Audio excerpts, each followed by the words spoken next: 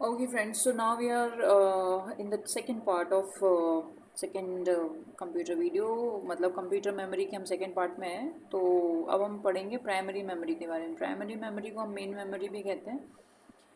And जो primary unit है that communicates directly with the CPU से कम्युनिकेट करती है। जो प्राइमरी मेमोरी है it allows the computer to store the data for immediate manipulation.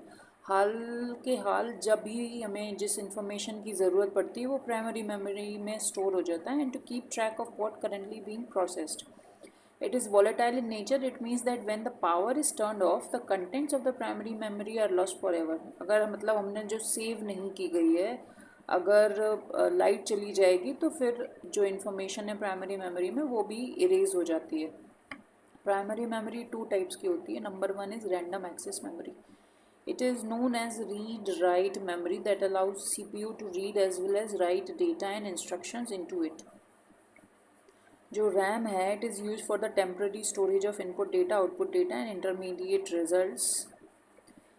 Input data, output data, intermediate results के लिए RAM को स्टोर किया जाता है। RAM is a microchip implemented using semiconductors.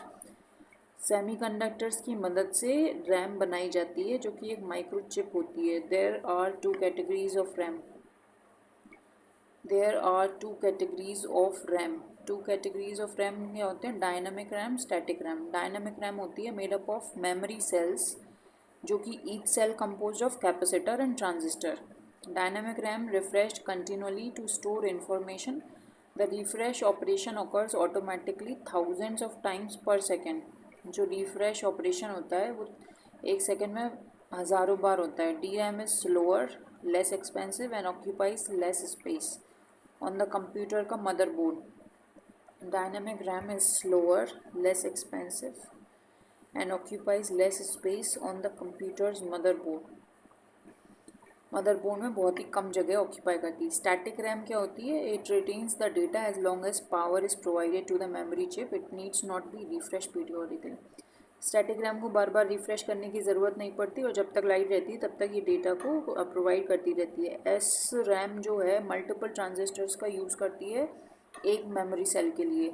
जो कि डायनामिक रैम है एक कैपेसिटर और एक ट्रांजिस्टर. फिर static RAM is often use in as cache memory due to its high speed. S RAM is more expensive than D RAM.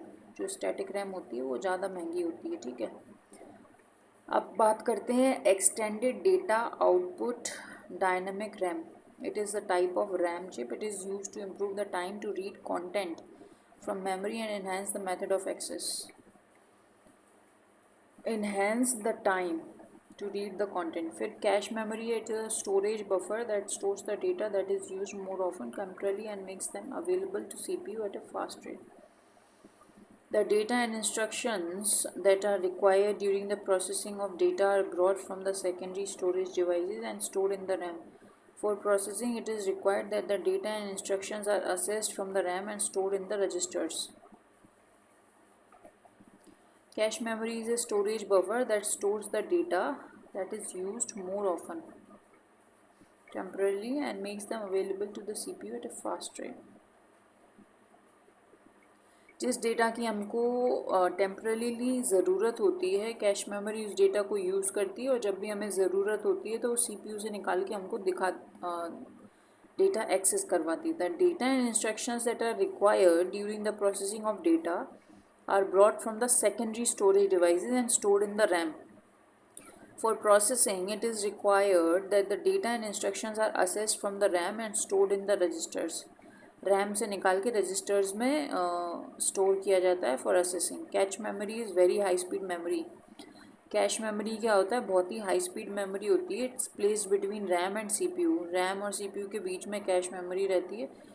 Cash memory increases the speed of processing. Speed of processing बढ़ा देती है. इसके बाद है read only memory.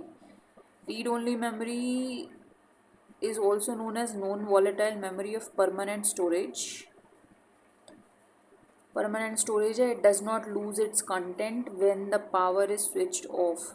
Rome has only red capability, no write. Read capability ही है ROM में. Read only memory है मतलब सिर्फ रीड कर सकते हैं, उसको लिख नहीं सकते, एडिट नहीं कर सकते. बेसिकली जो फ्लॉपी डिस्क होती है ना, उनको आप सिर्फ रीड कर सकते हो, रीड ओनली होता है, राइट नहीं कर सकते. Once a ROM chip is programmed at the time of manufacturing, it can not be programmed or read written. एक बार मैन्युफैक्चरिंग के समय पे इसको जो भी डेटा डाल दिया है बस वही काम करता है, उसके बाद नहीं चेंज कर सकते. फिर 3 टाइप ऑफ रोम होती है. Programmable Rome, it is non volatile in nature. एक प्रोम का प्रोग्राम्ड होती है, it's contents can never be change. One time programmable device. Proms are manufactured blank and can be programmed at buffer, final test, or in the system. These types of memories are found in video game consoles, mobile phones, implantable medical devices, and high definition multimedia interfaces. PROM was invented by Wen Sing Chao in 1956. PROM को when Singh चाओ 1956 में बनाया गया था. Erasable programmable ROM. It is similar to PROM, but it can be erased by the exposure to strong ultraviolet light, then rewritten. So it is also known as ultraviolet erasable programmable ROM. EEPROM was invented by Dov Froman of Intel in 1971.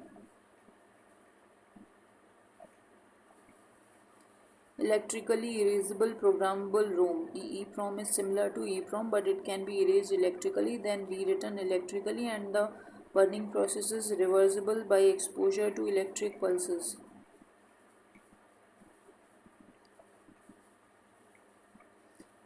Similar to EEPROM, but it can be erased electrically. Electrically मतलब electrical signals को use करके इसको erase कर दिया जा सकता है.